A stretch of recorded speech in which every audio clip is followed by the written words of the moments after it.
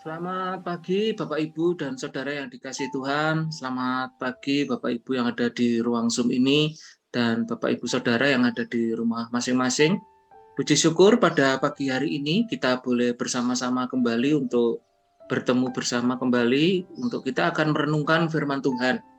Hari ini hari Senin tanggal 29 Agustus 2022 kita akan merenungkan firman Tuhan dari 2 Tawarik 12 ayat 1 sampai dengan 12 dengan tema bersyukur tanda kerendahan hati. Mari Bapak Ibu, sebelumnya kita akan pujikan sebuah lagu pujian Selalu Bersyukur. Mari kita pujikan bersama.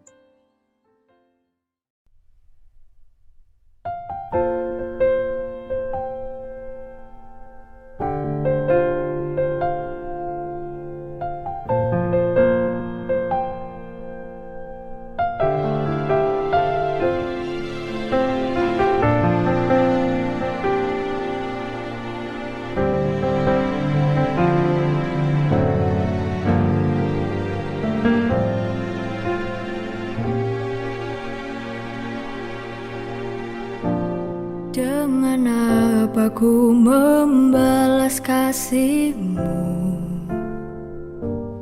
yang ku terima dari-Mu? Dengan apa ku membalas cinta-Mu? Oh Yesusku, ku mau selalu bersyukur, selalu bersyukur. Kau Tuhan yang setia, yang selalu menopang. Ku mau selalu bersyukur, selalu bersyukur. Kau Bapa-Ku yang setia.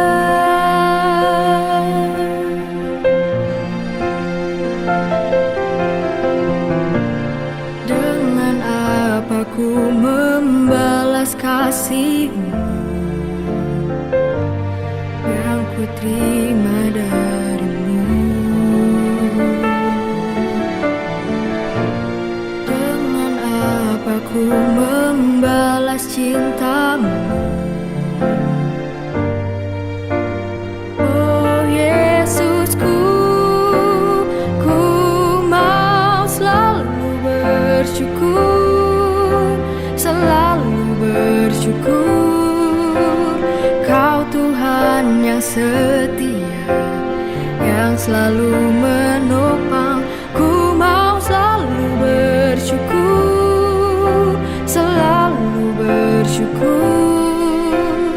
Kau Bapa-Ku yang setia. Mau selalu bersyukur, selalu bersyukur. Kau Tuhan yang setia, yang selalu menopang. Ku mau selalu bersyukur, selalu bersyukur. Kau Bapa-Ku yang setia, Kau Bapa-Ku yang setia.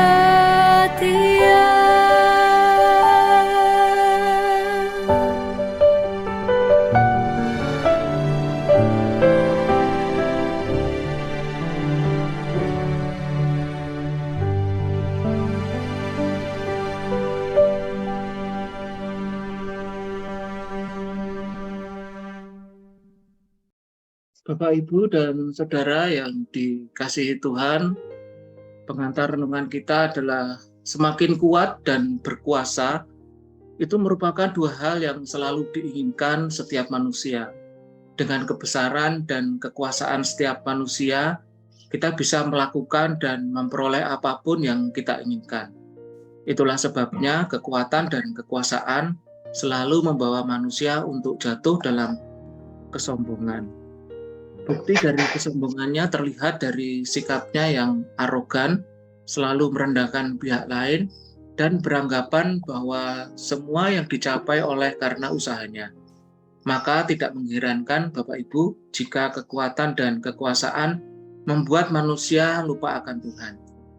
Hari ini kita akan merenungkan dari 2 Tawarik 12 ayat 1 sampai dengan 12 yang nanti akan dibacakan oleh Bu Legiman. Mari kita berdoa.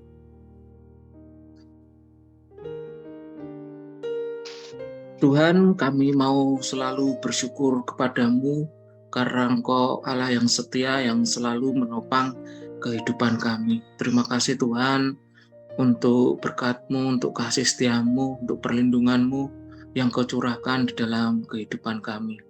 Pagi hari ini Bapak, kami mengucap syukur untuk kesehatan kami sehingga kami boleh bersama-sama di ruang Zoom ini untuk kami akan merenungkan firman-Mu. Tuhan, Kau hadir di tengah kami, Kau yang menjamah kami satu persatu Bapak, Kau yang akan mampukan kami untuk mengerti apa yang Kau firmankan. Tuhan juga tolong kami untuk kami dapat melakukannya di dalam kehidupan kami sehari-hari. Terima kasih Tuhan untuk kasih setia-Mu di dalam kehidupan kami. Dalam nama Yesus kami berdoa dan mengucap syukur. Amin.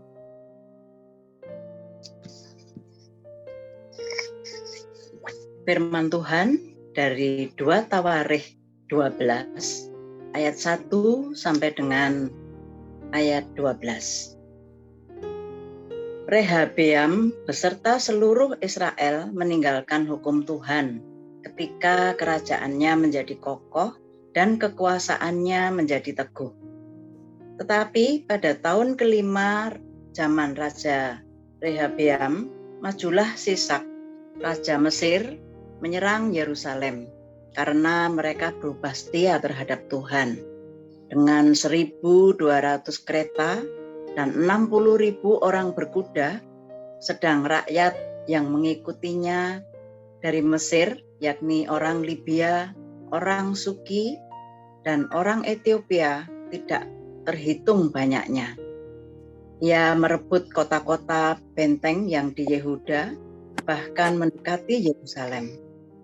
Nabi Semaya datang kepada Rehabeam dan pemimpin-pemimpin Yehuda yang berkumpul di Yerusalem berhubung dengan ancaman Sisak dan berkata kepada mereka, "Beginilah firman Tuhan, kamu telah meninggalkan aku, oleh sebab itu aku pun meninggalkan kamu juga dalam kuasa Sisak."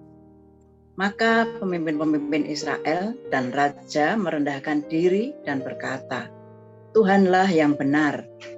Ketika Tuhan melihat bahwa mereka merendahkan diri, datanglah firman Tuhan kepada Semaya, bunyinya, "Mereka telah merendahkan diri, oleh sebab itu aku tidak akan memusnahkan mereka. Aku segera akan meluputkan mereka, dan kehangatan murkaku tidak akan dicurahkan atas Yerusalem dengan perantaraan Sisak. Tetapi mereka akan menjadi hamba-hambanya, supaya mereka tahu membedakan antara mengabdi kepadaku dan mengabdi kepada kerajaan-kerajaan duniawi." Maka majulah Sisak, Raja Mesir itu, menyerang Yerusalem. Ia merampas barang-barang perbendaharaan rumah Tuhan dan barang-barang perbendaharaan rumah raja. Semuanya dirampasnya. Ia merampas juga perisai-perisai emas yang dibuat Salomo. Sebagai gantinya, Raja Rehabeam membuat perisai-perisai tembaga yang dipercayakannya kepada pemimpin-pemimpin tentara yang menjaga pintu istana raja. Setiap kali raja masuk ke rumah Tuhan, bentara-bentara datang membawa masuk perisai-perisai itu, dan mereka pula yang mengembalikannya ke kamar jaga para bentara. Oleh sebab raja merendahkan diri, surutlah murka Tuhan daripadanya, sehingga ia tidak dimusnahkannya sama sekali. Lagi pula masih terdapat hal-hal yang baik di Yehuda. Demikian firman Tuhan. Terima kasih Bu Legiman untuk pembacaan firman Tuhan. Bapak, Ibu, dan Saudara, Rehabeam dan bangsa Israel mengalami masa kejayaan mereka. Namun hal itu tidak membuat mereka semakin taat kepada Allah, namun justru tidak lagi melakukan hukum Allah. Allah memandang sikap umatnya sebagai bentuk ketidaksetiaan, pemberontakan, dan kesombongan. Allah merencanakan penghukuman bagi umatnya. Seperti yang diceritakan dalam teks bacaan tadi, bahwa Sisak Raja Mesir dipakai Allah untuk menghukum Rehabeam dan Israel. Namun Allah juga memakai Nabi Semaya untuk mengingatkan Rehabeam dan bangsa Israel atas sikap mereka. Rehabeam dan segenap bangsa Israel memperhatikan teguran Allah melalui Nabi Semaya. Mereka mengakui perbuatan mereka. Dapat kita baca tadi di ayat yang ke-6. Sikap Rehabeam dan bangsa Israel menggerakkan belas kasihan Allah. Allah memandang bahwa pengakuan itu adalah bentuk kesadaran dan juga kerendahan hati. Itulah sebabnya Allah mengubah rencananya. Namun Allah tetap membiarkan tindakan Sisak pada ayat yang ke-9. Hal itu dilakukan untuk memberikan sebuah pelajaran bahwa mengabdi kepada Allah akan membawa umat hidup dalam kasih-Nya, dibandingkan mengabdi kepada manusia yang hanya akan mendatangkan penderitaan. Rehabeam dan bangsa Israel mengajarkan kepada setiap orang bahwa senantiasa mengingat peran dan kebaikan Allah dalam kehidupan akan membuat siapapun terhindar dari kesombongan. Kesombongan tidak akan memberikan damai dan sejahtera kepada siapapun. Kesombongan justru memperlihatkan arogansi dan tidak menghormati Allah. Mari Bapak Ibu kita refleksikan dalam kehidupan sehari-hari. Apakah kita selalu bersyukur, yang itu merupakan hal penting yang harus ditanamkan di dalam kehidupan kita? Mengapa demikian? Karena bersyukur menghindarkan kita dari kesombongan. Allah memberi manusia kekuatan dan kemampuan untuk mengusahakan yang baik dan yang benar bagi hidupnya dan keluarganya. Tanpa kekuatan dan kemampuan dari Allah, segala hal tidak mungkin dapat tercapai. Oleh karena itu, senantiasa mengucap syukur kepada Allah atas apa yang dimiliki, dicapai, dan diperoleh menjadi sangat penting bagi kita. Mari Bapak Ibu kita berdoa.